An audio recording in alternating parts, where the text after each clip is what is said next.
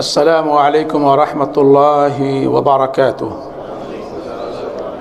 ان الحمد للہ نحمده ونستعینه ونستغفره ونؤمن به ونتوکل علیہ ونعوذ باللہ من شرور انفسنا ومن سیئات اعمالنا من يهده اللہ فلا مضل له ومن يضلل فلا هادی له واشهد ان لا الہ الا اللہ وأشهد أن محمدًا عبده ورسوله أرسله بالحق بشيرا ونذيرا أما بعد فإن خير الحديث كتاب الله وخير الهدي هدي محمد صلى الله عليه وسلم وشر الأمور محدثاتها وكل محدثة بدعة وكل بدعة ضلالة وكل ضلالة في النار. أعوذ بالله السميع العليم من الشيطان الرجيم. بسم الله الرحمن الرحيم. يا أيها الذين آمنوا قوا أنفسكم وأهليكم نارا وقودها الناس والحجارة. وقال النبي صلى الله عليه وسلم ما رواه مسلم والبخاري كلكم راع ومسؤول عن رعيته فالإمام راع ومسؤول عن رعيته والرجل راع وهو مسؤول عن رعیته الحدیث۔ ہر طرح کی تعریف، بڑائی اور بزرگی اللہ وحدہ لا شریک لہ کے لیے لائق و زیبا ہے کہ جس نے ہمیں توفیق بخشی کہ آج ہم آپ کے بیچ میں آئے تاکہ کچھ اللہ اور رسول کی باتیں آپ کے گوش گزار کر سکوں۔ اللہ تعالیٰ سے ہم دعا گو ہیں کہ بار الہ ہم جو کچھ کہیں اور جو کچھ سنیں اس کے مطابق عمل کی توفیق عطا فرمائے۔ بعد واقع نامدار تاجدار مدنی احمد مجتبی حضرت محمد مصطفیٰ صلی اللہ علیہ وسلم پر انگنت لاکھوں درود و سلام نازل ہوں۔ اللہم صلی علی محمد وعلی آل محمد کما صلیت علی ابراہیم وعلى آل إبراهيم إنك حميد مجيد. اللهم بارك على محمد وعلى آل محمد كما باركت على إبراهيم وعلى آل إبراهيم إنك حميد مجيد. معزز حاضرین و سامعین، آج میں جس موضوع پر لب کشائی کی جرات کر رہا ہوں وہ ہے تربیت اولاد۔ اولاد کی تربیت اللہ تعالیٰ کی بے شمار نعمتوں، نوازشوں اور احسانات میں سے ایک عظیم نعمت اولاد اور بچے ہیں۔ اس نعمت کی قدر ان سے پوچھئے جو اس سے محروم ہیں۔ جنہیں اولاد نہیں ہے آپ ان سے پوچھئے کہ اولاد کیا ہوتی ہے۔ وہ اسے حاصل کرنے کے لیے اپنا کتنا قیمتی وقت اور کتنی دولت اور محنت صرف کر چکے ہیں اور ابھی مزید خرچ کرنے کے لیے تیار ہیں کہ ہمارے یہاں اولاد آ جائے۔ اولاد اللہ تعالیٰ کی امانت ہے۔ قیامت کے دن والدین سے، ماتا پتا سے ان کے بارے میں بات پرس ہوگی، پوچھ تاچھ ہوگی، سوال کرے گا آیا انہوں نے اس ذمہ داری کو محسوس کر کے اس امانت کی حفاظت کی تھی یا اسے برباد کر دیا تھا۔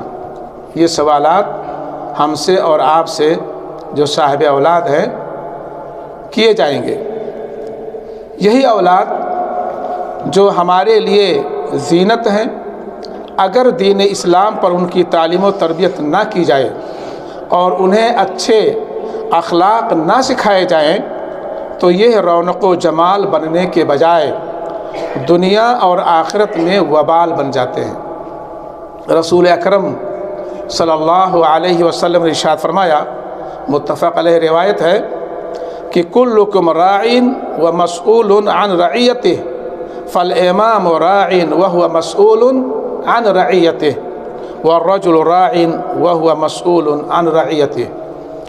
آپ صلی اللہ علیہ وسلم نے ارشاد فرمایا کہ تم میں سے ہر شخص ذمہ دار ہے، تم میں سے ہر شخص ذمہ دار ہے، اس سے اس کی رعایا کے بارے میں بات پرس ہوگی، سوال کیا جائے گا۔ حاکم ذمہ دار ہے اپنے رعایا کے بارے میں، اس سے سوال کیا جائے گا، اس سے پوچھا جائے گا کہ آپ کے جو رعایا ہے اس کے ساتھ آپ نے کیا رویہ اختیار کیا، کس طرح سے آپ نے ان کی دیکھ بھال کی، یہ سوال ہوگا، یہ پوچھ تاچھ اللہ رب العالمین حاکم سے کرے گا۔ نبی اکرم صلی اللہ علیہ وسلم نے فرمایا مرد اپنے گھر کا ذمہ دار ہے، مرد اپنے گھر کا ذمہ دار ہے، اس سے اس کی رعایا کے بارے میں سوال ہوگا۔ یہ بخاری اور مسلم کی روایت ہے۔ یہ امانت ایک ذمہ داری ہے جس میں کوتاہی کرنے یا ضائع کرنے سے اللہ تعالیٰ نے خبردار فرمایا ہے۔ اولاد یہ ایک امانت ہے، اور یہ ایک ایسی ذمہ داری ہے جو صاحب اولاد ہیں کہ اس ذمہ داری میں اگر ہم نے کوئی کوتاہی کیا ہے یا ہم نے اس کو ضائع کیا ہے تو اللہ تعالیٰ ہم سے سوال کرے گا، پوچھے گا کہ میں نے آپ کو نعمت اولاد دی تھی، آپ نے اولاد کے تعلق سے کیا کچھ کیا، یہ سوال اللہ تعالیٰ ہم سے کرے گا۔ اسی لیے اللہ تعالیٰ نے ہمیں سورہ تحریم آیت نمبر 6 میں خبردار کیا ہے۔ اللہ تعالیٰ ارشاد فرماتا ہے یا ایھا الذین آمنوا قوا انفسکم واہلیکم نارا وقودھا الناس والحجارہ، اے ایمان والو، اے مسلمانوں، اے مومنوں، اپنے آپ کو اور اپنے اہل و عیال کو اس آگ سے بچاؤ جس کا ایندھن آدمی اور پتھر ہیں۔ اپنے آپ کو اور اپنے گھر والوں کو، اپنے اہل و عیال کو اس آگ سے بچاؤ جس کا ایندھن آدمی اور پتھر ہے۔ معزز حاضرین و سامعین، اپنے بچوں کو مفید تعلیم دینے سے غافل اور انہیں بے مقصد چھوڑ دینے والے والدین انتہائی برے انجام کو پہنچتے ہیں، کیونکہ اکثر اولاد اسی طرح بگڑتی ہے۔ لوگ انہیں بچپن میں دین کے فرائض و احکام اور سنن و واجبات نہیں سکھاتے، چنانچہ وہ بڑے ہو کر خود بھی کسی لائق نہیں رہتے اور اپنے والدین کو بھی کسی طرح کا فائدہ نہیں پہنچا سکتے، بلکہ ان کے لیے الٹا درد سر بن جاتے ہیں۔ معزز سامعین و ناظرین،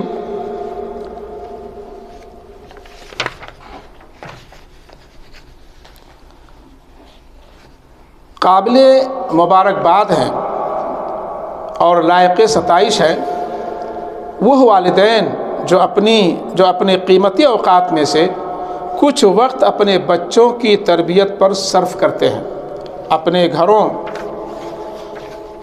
گھروں میں اپنے بچوں کے سامنے قرآن و حدیث اور سیرت رسول صلی اللہ علیہ وسلم پڑھتے ہیں، ان کے درمیان اسلامی، ثقافتی اور علمی مقابلے رکھتے ہیں اور حفظ قرآن پر انہیں قیمتی انعامات دیتے ہیں۔ ایسے ماتا پتا، ایسے والدین قابل مبارکباد ہے، قابل ستائش ہے۔ معزز سامعین، جو بد نصیب والدین اپنے بچوں کی تربیت میں کوتاہی کر رہے ہیں، بعد میں انہیں اپنی اس بھیانک غلطی کا احساس ہوگا، لیکن اس وقت ندامت، شرمندگی اور پچھتاوے کا کوئی فائدہ نہ ہوگا۔ لہذا ابھی سے انہیں ہوش کے ناخن لینا چاہیے اور اپنے بچوں کے تابناک فیوچر، مستقبل کے لیے ہمہ تن لگ جانا چاہیے۔ اللہ تعالیٰ تمام مسلمانوں کو صالح اولاد عطا فرمائے اور انہیں اپنے والدین کی آنکھوں کی ٹھنڈک بنائے۔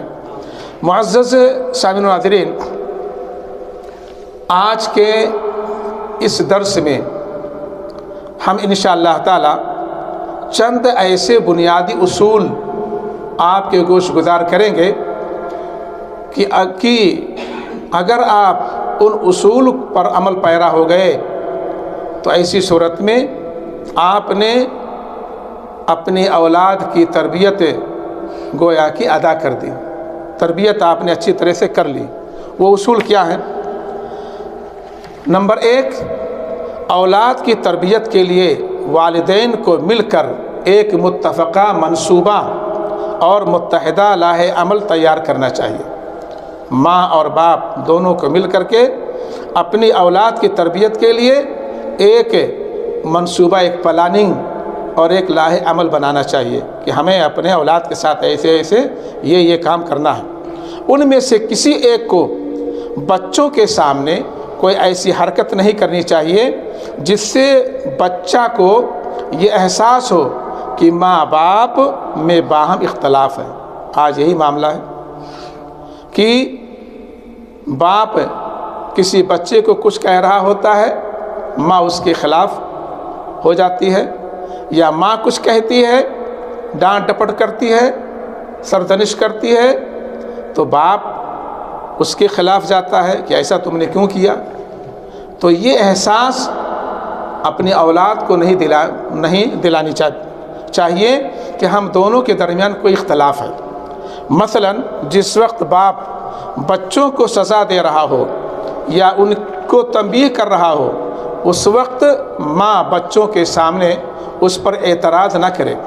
اگر باپ کی تنبیہ نامناسب ہو تو بچوں کی غیر موجودگی میں اس سے بات کریں، لیکن بچوں کے سامنے نہیں کرنا چاہیے۔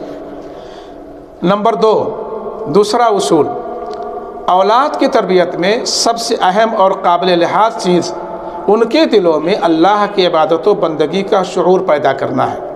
اللہ تعالیٰ کی عبادت اور بندگی کا شعور آپ اپنی اولاد کے دلوں میں پیدا کریں۔ یوں تو ہر بچہ فطرت اسلام پر پیدا ہوتا ہے، لیکن اس فطرت کو انحراف اور ضلالت سے بچانے پر توجہ دینے اور اس کی مستقل نگرانی کی ضرورت ہوتی ہے۔ اس لیے ہمیں ہم اس خوش فہمی میں نہ رہیں کہ ہر بچہ فطرت اسلام پر پیدا ہوتا ہے، اب وہ اس کو چھوڑ دو، جیسا چاہے ویسا رہے، نہیں، بلکہ آپ اس کی نگرانی کریں اور اس کی دیکھ بھال کریں۔ تیسرا اصول یہ ہے کہ بچہ کی تعلیم و تربیت، اس کے اخراجات، شب بیداری، نگرانی و توجہ، اس کو خوش رکھنا اور اس سے دل لگی کی باتیں کرنا سب عبادت میں داخل ہے۔ یہ عبادت ہے۔ آپ اپنے بچوں کی جو تعلیم و تربیت کر رہے ہیں، اس کے اخراجات اور اس کے ساتھ جو آپ رات جاگ رہے ہیں، اس کی نگرانی آپ کر رہے ہیں، اس کو خوش رکھنے کی آپ کوشش کرتے ہیں، اس سے آپ دل لگی کی باتیں کرتے ہیں، یہ سب کے سب کیا ہیں؟ عبادت ہیں۔ لیکن کب عبادت ہوں گی؟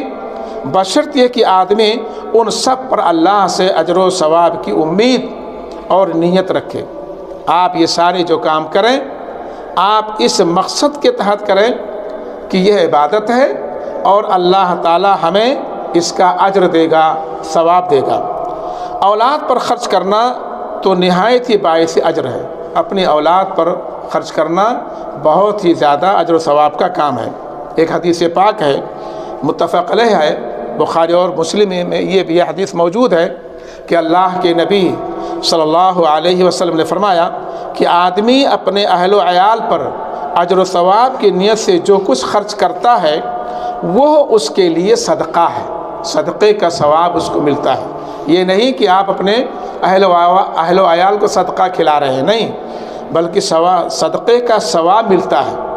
تو اس سے پتہ چلتا ہے کہ اپنے اولاد پر ہمیں جو کچھ ہم اپنے اولاد کے تعلق سے کریں، اجر و ثواب کی ہم امید رکھیں، یقیناً اللہ تعالیٰ اسے عبادت کے طور پر قبول فرمائے گا اور ہمیں اس کا اجر و ثواب عطا فرمائے گا۔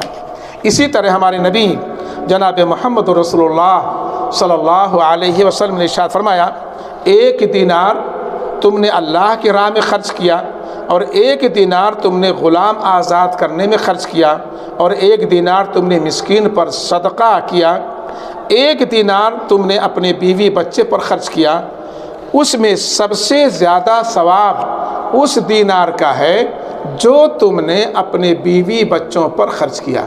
یہ مسلم شریف کی روایت ہے۔ اس لیے ہمیں اپنے بیوی بچوں پر خوش دلی کے ساتھ خرچ کرنا چاہیے، جائز خرچ، ناجائز خرچ نہیں، خوش دلی سے خرچ کرنا چاہیے، کیونکہ یہ عبادت ہے۔ ہم یہ نیت کریں کہ اللہ تعالیٰ ہم جو کچھ اپنے بیوی بچوں پر خرچ کر رہے ہیں ہمیں اس کا اجر و ثواب ملے گا، تو یقیناً وہ عبادت ہے اور اللہ تعالیٰ ہمیں اس کا اجر و ثواب دے گا۔ چوتھا اصول یہ ہے کہ تربیت کے معاملے میں اخلاص، ہم اپنی اولاد کی جب تربیت کریں تو مخلص ہوں، یہ بہت ہی زیادہ ضروری ہے۔ اگر تربیت سے دنیا مقصود ہے تو پھر ساری محنت اور توجہ ثواب سے خالی ہو جاتی ہے۔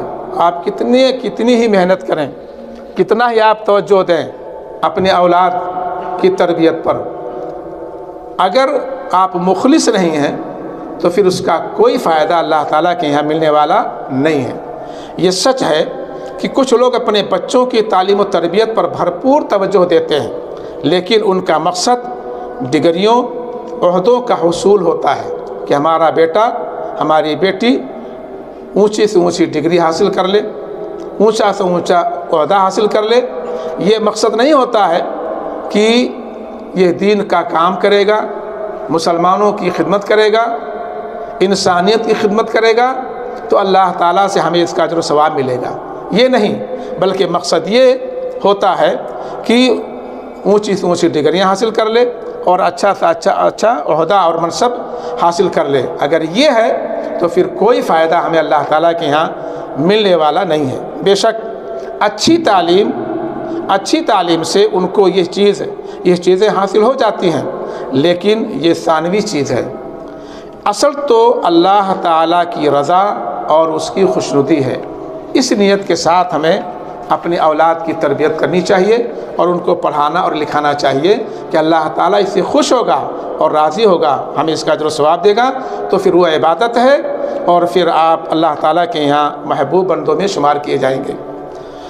معزز سامعین ناظرین، بعض دین فراموش دنیا دار لوگ خالص دنیاوی تعلیم پر اپنی توجہ مرکوز رکھتے ہیں، دنیا کی تعلیم دیتے ہیں، نیز اسلام اور مسلمانوں کی خدمت کی نیت ان کے دل میں کبھی نہیں ہوتی ہے۔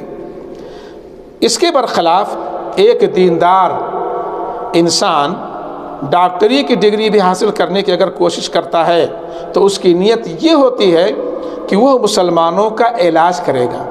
ڈاکٹری کی ڈگری، جو دیندار مسلمان ہوتا ہے وہ ڈاکٹری کی ڈگری حاصل کرتا ہے، لیکن اس کی نیت کیا ہوتی ہے کہ وہ ڈاکٹر بننے کے بعد مسلمانوں کی خدمت کرے گا، جس سے ان کو کافر ڈاکٹروں کے پاس جانے کی ضرورت نہیں رہ جائے گی۔ یہ نیت کر کے ڈاکٹری کی ڈگری حاصل کرتا ہے تو ظاہر بات ہے یہ ڈگری حاصل کرنا اس کی عبادت ہے، اللہ تعالیٰ کے یہاں وہ محبوب ہے۔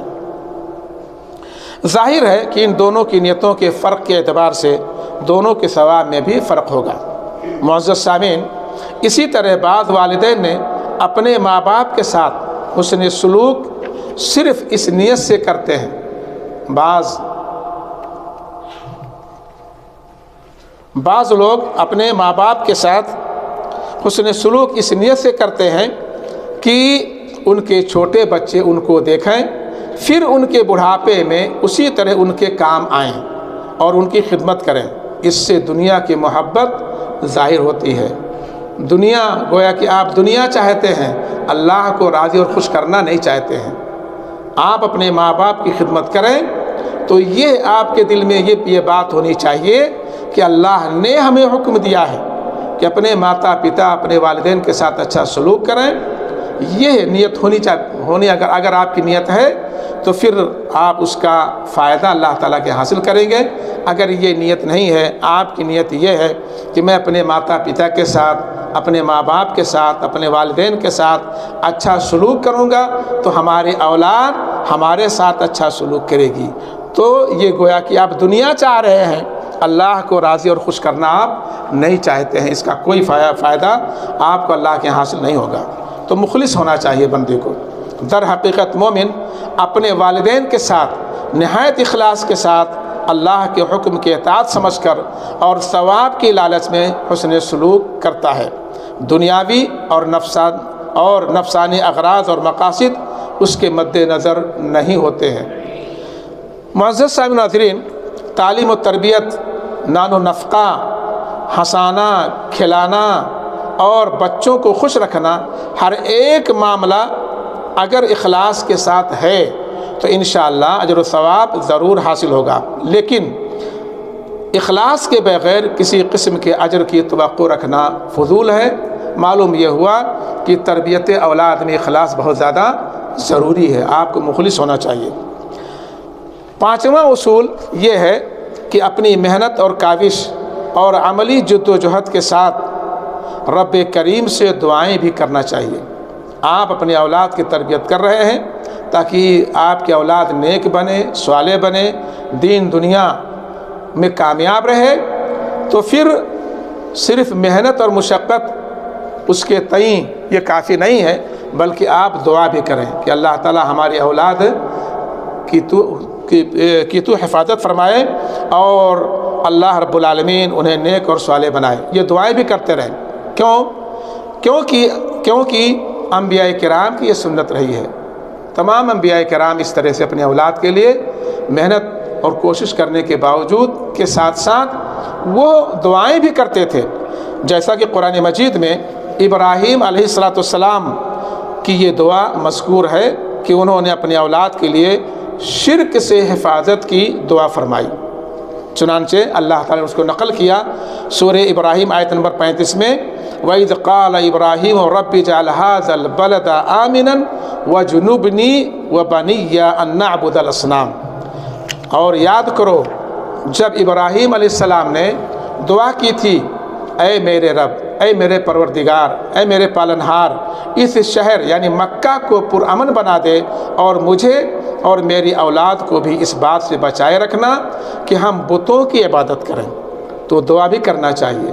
آپ اپنے اولاد کی اچھی تربیت کریں، انہیں توحید اور شرک آپ بتائیں، سنت اور بدعت آپ سمجھائیں، ساتھ ہی ساتھ میں اللہ تعالیٰ سے دعا بھی کریں کہ اللہ تعالیٰ ہماری اولاد کو موحد بنا، ہماری اولاد کو شرک سے بچا، ہماری اولاد کو متبع سنت بنا، ہمارے اولاد کو بدعت و خرافات سے محفوظ فرما۔ یہ دعا بھی کرنی چاہیے، یہ انبیاء کرام کی سنت رہی ہے۔ اسی طرح سورہ فرقان میں رحمان کے حقیقی بندوں کی جو صفات بیان کی گئی ہیں، ان میں سے ایک یہ بھی ہے، کیا ہے؟ اللہ تعالیٰ نے اس کو بیان کیا، وَالَّذِينَ يَقُولُونَ رَبَّنَا هَبْ لَنَا مِنْ أَزْوَاجِنَا وَذُرِّيَّاتِنَا قُرَّةَ أَعْيُنٍ وَجَعَلْنَا لِلْمُتَّقِينَ إِمَامًا۔ سورہ فرقان آیت نمبر 74۔ اللہ تعالیٰ فرماتا ہے کہ جو ہمارے نیک اور اچھے بندے ہیں وہ اس طرح سے دعا کرتے ہیں، وہ کہتے ہیں کہ اے ہمارے رب، ہمیں اپنی بیویوں اور اولاد کی طرف سے آنکھوں کی ٹھنڈک عطا فرما اور ہمیں متقین کا امام بنا۔ تو یہ اولاد کے حق میں دعا کرنا ہے۔ معزز حاضرین و سامعین، دعائیں وہ قیمتی ہتھیار ہیں جن سے گمراہ ہدایت یاب ہوتے ہیں اور بگڑے ہوئے سدھر جاتے ہیں۔ آدمی کی محنت اور لگن کے ساتھ جب اللہ کی توفیق و نصرت شامل ہو جائے تو منزل بہت قریب ہو جاتی ہے۔ آپ دعا بھی کریں اور محنت بھی کریں تو ضرور کامیابی حاصل ہوگی۔ چھٹواں اصول ہے کہ رزق حلال کا اہتمام کریں۔ آپ خود رزق حلال کھائیں اور اپنی اولاد کو بھی حلال رزق کھلائیں۔ شبہات اور حرام سے بچنا چاہیے، کیونکہ نبی اکرم صلی اللہ علیہ وسلم نے ارشاد فرمایا ہے، صحیح الجامع للالبانی میں ہے کہ ہر وہ جسم جس کی پرورش حرام سے ہوئی اس کا زیادہ حقدار جہنم ہے۔ تو اس طرح کی باتیں اپنے اولاد کو بتانی چاہیے۔ والدین کو اس غلط فہمی میں نہیں مبتلا رہنا چاہیے کہ صرف سود، رشوت، چوری اور ڈکیتی ہی سے آیا ہوا مال حرام ہوتا ہے، بلکہ لوگوں کے مال ناحق کھانا، ان کے حقوق ہڑپ کر جانا بھی حرام ہے۔ صرف یہی نہیں ہے کہ آپ سودی کاروبار کریں، اس سے جو مال آئے وہی حرام ہے، رشوت لے وہی حرام ہے، چوری ڈکیتی کریں وہی حرام ہے، بدکاری وغیرہ سے مال کو کمائیں وہی حرام ہے، نہیں، وہ تو حرام ہے ہی ہیں۔ ان کے ساتھ ساتھ مال حق، کسی کا مال ناحق لے لینا، کسی کا مال ہڑپ لینا یا ان کے حقوق کو ہڑپ جانا، یہ سب کے سب کیا ہے؟ حرام ہے۔ جو جوا اور لاٹری سے آیا ہوا مال بھی حرام ہے۔ لہذا ہر مسلمان کو اس بات سے سختی سے بچنا چاہیے اور عقل حلال کی کوشش میں رہنا چاہیے۔ حلال تھوڑا ہونے کے باوجود بڑا بابرکت ہوتا ہے۔ معلوم یہ ہوا کہ ہمیں عقل حلال کا اہتمام کرنا چاہیے، خود ہم حلال کھائیں اور اپنی اولاد کو حلال کھلائیں۔ خود عملی نمونہ پیش کرنا تربیت کے لوازم میں سے ہے۔ اگر بچہ اپنے ماں باپ کو نمازی بے نمازی دیکھے گا تو خود وہ نماز کی پابندی کیوں کرے گا؟ عملی نمونہ پیش کرنا اپنے اولاد کے لیے ضروری ہے۔ اگر آپ کی بات کچھ اور ہے، عمل کچھ اور ہے، تو اس کا کوئی فائدہ اولاد کو حاصل ہونے والا نہیں ہے۔ اس لیے آپ خود نمازی بنیں اور اپنی اولاد کو بھی نماز کی پابندی کی آپ تلقین کریں۔ اگر بچی اپنی ماں کو فلمی گانے سنتے ہوئے پائے گی تو وہ خود اس سے کیوں کر بچے گی؟ والدین، ماں چاہے باپ، اگر فلمیں دیکھتے ہیں، گانا سنتے ہیں، فحش لٹریچر وغیرہ پڑھتے ہیں، تو پھر بچے بھی وہی جو دیکھ کر کے وہی کام کریں گے۔ اس لیے عملی نمونہ ہمیں اپنے آپ کو پیش کرنا چاہیے۔ اگر ماں باپ نیک اور صالح ہوتے ہیں تو اللہ تعالیٰ ان کی زندگی میں بھی، ان کی وفات کے بعد بھی ان کی اولاد کی حفاظت فرماتا ہے۔ جی ہاں، سورہ کہف میں اللہ تعالیٰ نے موسیٰ اور خضر علیہ السلام کے قصے میں بیان فرمایا ہے کہ خضر علیہ السلام نے ایک گرتی ہوئی دیوار کو اجرت کے بغیر ٹھیک کر دی۔ وجہ کیا تھی؟ کیوں انہوں نے ٹھیک کیا تھا؟ وجہ یہ تھی کہ وہ دیوار 2 یتیم لڑکوں کی تھی۔ جو دیوار گرنے والی تھی، جس کو حضرت خضر علیہ السلام نے ٹھیک کیا، درست کیا تھا، وہ دیوار کس کی تھی؟ 2 یتیم بچوں کی تھی، لڑکوں کی تھی۔ اس دیوار کے نیچے ان کے لیے خزانہ مدفون تھا، اور ان کا باپ ایک صالح آدمی تھا، نیک اور صالح آدمی تھا۔ لہذا اللہ تعالیٰ نے اپنی رحمت سے چاہا کہ یہ دونوں یتیم اپنی جوانی کو پہنچ کر اپنا خزانہ نکال لیں۔ یہاں قابل غور نقطہ یہ ہے کہ باپ ایک صالح انسان تھا جس کی نیکی کا فائدہ اس کی وفات کے بعد اس کے بچوں کو حاصل ہوا۔ تو ہمیں نیک اور صالح بننا چاہیے، اس کا فائدہ نسل در نسل لوگوں کو ملتا رہتا ہے۔ 8واں اصول یہ ہے کہ جس طرح ایک آدمی اپنے دنیاوی معاملات کی باریکیوں کے جاننے کا نہ صرف حریص لالچی ہوتا ہے بلکہ اس کے لیے بھرپور کوشش کرتا ہے، اسی طرح اسے تربیت کے عمدہ اصولوں اور طریقوں کی معرفت کے لیے بھی محنت کرنی چاہیے۔ اسے کوشش کرنی چاہیے کہ ہمیں تربیت کے جو عمدہ اصول ہیں، تربیت کے جو عمدہ طریقے ہیں، ان کو معلوم کریں، ان کے بارے میں معلومات حاصل کرنے کی پوری کوشش کرنی چاہیے۔ باصلاحیت افراد سے مشورہ لینا چاہیے، تربیت سے متعلق کتابوں اور کیسٹوں کی تلاش کر کے ان سے استفادہ کرنا چاہیے۔ یہ 8واں اصول ہے تربیت اولاد کا۔ 9واں اصول ہے کہ تربیت کی کامیابی کا ایک اہم عامل صبر ہے۔ آپ تربیت کر رہے ہیں، اس کے اندر صبر کی بہت زیادہ ضرورت ہے۔ اپنی اولاد کی اگر آپ تربیت کر رہے ہیں تو آپ کو صبر کرنا پڑے گا۔ بچہ کی رہنمائی پر صبر، اس کے سوالات اور چیخ و پکار پر صبر، اس کی بیماری پر صبر، ایسے کامیاب مدرسے تک پہنچانے میں صبر جہاں قابل اور باصلاحیت اساتذہ پائے جاتے ہیں، بھلے ہی گھر سے کتنا دور ہی کیوں نہ ہو، مسجد تک نماز کے لیے لے جانے پر صبر، بچوں کو از خود تعلیم دینے کے لیے کچھ وقت نکالنے پر صبر۔ صبر کی بہت زیادہ ضرورت ہے۔ واضح رہے کہ صبر اور کلیجہ پر پتھر باندھے بغیر بعض چیزیں حاصل نہیں ہوتی ہیں۔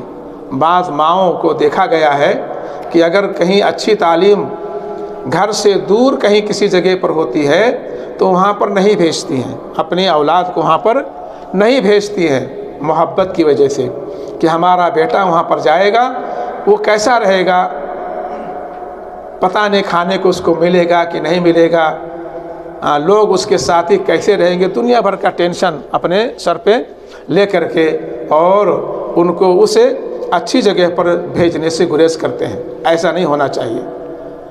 یہاں پر صبر کی ضرورت ہے، کلیجے پر پتھر باندھنے کی ضرورت ہے تاکہ ہمارے بچے کی اچھی سے اچھی تربیت ہو، اچھی سے اچھی اس کی تعلیم ہو۔ 10واں اصول ہے کہ کلمہ شہادت کے بعد سب سے اہم فریضہ 5 وقتہ نماز ہے۔ کلمہ شہادت اشہد ان لا الہ الا اللہ و اشہد ان محمدً عبدہ و رسولہ، اس کے بعد جو سب سے اہم فریضہ ہے مسلمان کے اوپر وہ 5 وقتہ نماز ہے۔ 5 وقتہ کیا ہے؟ نماز ہے۔ بچہ کے دل میں اس کی اہمیت اور عظیم قدر و منزلت کا شعور اور احساس بٹھانا چاہیے۔ 7 سال کا ہوتے ہی اسے نماز کا حکم دینا چاہیے اور 10 سال کا ہو جانے کے بعد کوتاہی کرنے پر سزا دینی چاہیے۔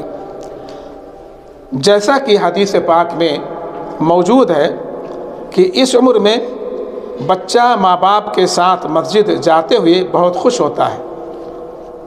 حدیث پاک میں کیا ہے کہ جب بچے 7 برس کے ہو جائیں تو انہیں نماز پڑھنے کا حکم دو۔ کہو بیٹا بیٹی چلو نماز پڑھو، بیٹا بیٹی، بیٹا ہے تو اپنے ساتھ مسجد کو لے جائے، بیٹی ہے تو اس کو کہیں کہ اپنے ماں کے ساتھ نماز پڑھے۔ اور جب 10 سال کے ہو جائیں، اللہ کے نبی نے فرمایا حدیث پاک میں کہ جب 10 سال کی اولاد ہو جائے اور وہ نماز نہ پڑھے تو اسے سزا دیں، اسے مناسب سزا دیں۔ یہ نہیں کہ ہاتھ پیر توڑ دیں، نہیں، اس کو مناسب سزا دیں، سمجھائیں بجھائیں، تھوڑی بہت سختی کریں، اگر مارنے کی ضرورت پڑی تو ہلکا پھلکا اس کو ماریں، ڈرائیں 10 سال کے بعد اگر نہیں پڑھتا ہے تو۔ چونکہ اس عمر میں بچہ باپ کے ساتھ مسجد جاتے ہوئے بہت خوش ہوتا ہے۔ آپ کبھی لے کر کے جائیں بچوں کو مسجد میں، اپنے ساتھ دیکھو کتنا خوش ہوتا ہے چھوٹا سا بچہ ننھا منا، کہ ابو یا اپنے دادا کے ساتھ ہم مسجد کو جا رہے ہیں، بہت خوش ہوتا ہے۔ تو ہمیں 7 برس کا جب بچہ ہو جائے تو ہمیں اس کو اپنے ساتھ لے کر کے جانا چاہیے مسجد میں، اور جب 10 برس کا ہو جائے تو اگر وہ نماز کی پابندی نہیں کرتا ہے تو ہمیں اسے مناسب سزا دینی چاہیے۔ معزز سامعین، 7 سال سے 10 سال کی عمر یعنی 3 سال کی مدت میں تقریباً 5000 سے زیادہ نماز کا وقت آتا ہے۔ بھلا وہ بچہ جو 5000 سال پابندی سے پڑھ چکا ہو نماز، بعد میں اسے کیسے چھوڑ سکتا ہے؟ 5000 سے زیادہ نماز جو بندہ پڑھ چکا ہو تو پھر وہ بڑا ہونے کے بعد کیسے چھوڑے گا؟ اس لیے ہمیں چاہیے کہ ہم اپنی اولاد کو کلمہ شہادت کے بعد جو سب سے امپورٹنٹ، سب سے اہم فریضہ ہے 5 وقتہ نماز، اس کی اہمیت، اس کی جو قدر و منزلت ہے، اس کا شعور اور احساس اس کے دل کے اندر ہم پیدا کریں۔ 11واں اصول ہے کہ بچوں کی خصوصی صلاحیت اور انفرادی امتیازات کی رعایت ضروری ہے۔ کچھ والدین بچوں کی صلاحیت اور مہارت کا نہ ہی اندازہ لگاتے ہیں اور نہ ہی انہیں مفید جگہ استعمال کرتے ہیں، بلکہ انہیں بیکار ضائع ہونے دیتے ہیں، جبکہ بعض بچے بڑے ذہین اور قوی حافظہ کے مالک ہوتے ہیں۔ دیکھتے ہی دیکھتے مختلف نظمیں اور اشعار، بلکہ اشتہارات کے نعرے وغیرہ جیسی لغو اور فضول چیزیں تک یاد کر لیتے ہیں۔ اگر ان کی اسی صلاحیت کو کسی کارآمد چیز مثلاً حفظ قرآن وغیرہ میں استعمال کیا جائے تو یہ دنیا اور آخرت دونوں جگہ نفع بخش ہوگی۔ بعض بچے اس طرح کے ہوتے ہیں، ہمیں اس طرف بھی توجہ دینے کی ضرورت ہے کہ بچہ کس طرح کا ہے۔ 12واں اصول ہے کہ اللہ کی تعظیم، اس کی محبت اور اس کی توحید بچوں کے دلوں میں بیٹھانی چاہیے۔ عقیدہ کی غلطیوں پر انہیں ٹوکنا چاہیے، نیز امر بالمعروف اور نہی عن المنکر کی ترغیب دیتے ہوئے اس کی عادت ڈالنی چاہیے۔ اس طرح انہیں دین پر استقامت نصیب ہوگی۔ 13واں اصول ہے کہ بچہ کی تربیت کرنے والے پر لازم ہے کہ غصہ پر قابو رکھے۔ جب تک بچہ 10 سال کا نہ ہو جائے تب تک اسے کوئی سخت سزا نہ دے۔ آج ہم لوگوں کا معاملہ کیا ہے؟ تھوڑی سی کوئی غلطی کیا، پٹائی شروع، اس کی پٹائی شروع ہو جاتی ہے، اس کو بند کمرے میں بند کر دیا جاتا ہے، رسی وغیرہ سے اس کو باندھ دیا جاتا ہے۔ یہ مناسب نہیں ہے، ایسا نہیں ہونا چاہیے، خاص طور سے 10 سال سے پہلے۔ اگر کبھی مارنے کی ضرورت پڑے تو مسواک یا چھوٹی چھڑی کا استعمال کریں۔ 10 چھڑی سے زیادہ نہ مارے۔ دیکھیے، 10 چھڑی سے زیادہ نہ مارے۔ چہرہ یا شرمگاہ پر نہ مارے۔ نہ چہرے پر، بہت سارے ماں باپ کو دیکھا گیا ہے، بہت جلدی ان کا ہاتھ اس کے بچے کے رخسار پر پڑ جاتا ہے۔ ایسا نہیں ہونا چاہیے، چہرے پر کبھی نہیں مارنا چاہیے، کسی کو بھی، جانور کو بھی ہمیں چہرے پر نہیں مارنا چاہیے۔ تو پھر اپنی اولاد کو ہم چہرے پر ماریں جس سے اللہ کے نبی نے منع کیا ہے، اور نہ شرمگاہ پر مارنا چاہیے۔ تربیت کا بہتر انداز یہ ہے کہ آدمی انعامات کا طریقہ اپنائے اور بچہ کے کردار کے مطابق اسے یا تو انعام سے نوازے یا انعام سے محروم کر دے۔ اگر آپ نے کوئی کام کرنے کے لیے کہا اور وہ ٹھیک ٹھاک کر کے آیا تو پھر چاہیے کہ آپ کچھ انعام دے دیں۔ اگر وہ نہیں کر سکا، دوسرا بچہ وہ کر کے لایا، تو جس نے نہیں کیا اس کو انعام نہ دیجیے، جو کیا ہے اس کو آپ انعام دیجیے۔ اس سے بچوں کو حوصلہ ملتا ہے۔ 14واں اصول یہ ہے کہ بچوں کو اچھے دوستوں کی رہنمائی کرنی چاہیے، بتانا چاہیے کہ بیٹا دیکھو، بیٹی دیکھو، فلاں بچے کے ساتھ میں رہنا، فلاں بچے کے ساتھ میں نہ جانا۔ اپنی اولاد کو ہمیں اس طرح سے رہنمائی کرنی چاہیے اور برے دوستوں سے بچانا چاہیے۔ ان کو وقت برباد کرنے والی جگہوں اور بری تفریح گاہوں میں نہیں لے جانا چاہیے۔ بچوں کے دلوں میں شجاعت اور مردانگی اور بچیوں کے دلوں میں عفت و حیا کا شعور پیدا کرنا چاہیے۔ اس حماقت میں مبتلا ہونے سے بچنا چاہیے کہ اسلامی تعلیمات سے دوری اور کنارہ کشی ہی تہذیب و تمدن ہے۔ بہت سارے لوگ آج روشن خیال، جس کو آپ کہہ لیں، ایسے پائے جاتے ہیں والدین جو کہتے ہیں کہ یہ 1400 سال پرانے والا اصول اپناتے ہو، پیچھے کے پیچھے رہ جاؤ گے۔ نہیں، اس طرح کی سوچ اپنے دل و دماغ میں ہرگز نہیں رکھنا چاہیے۔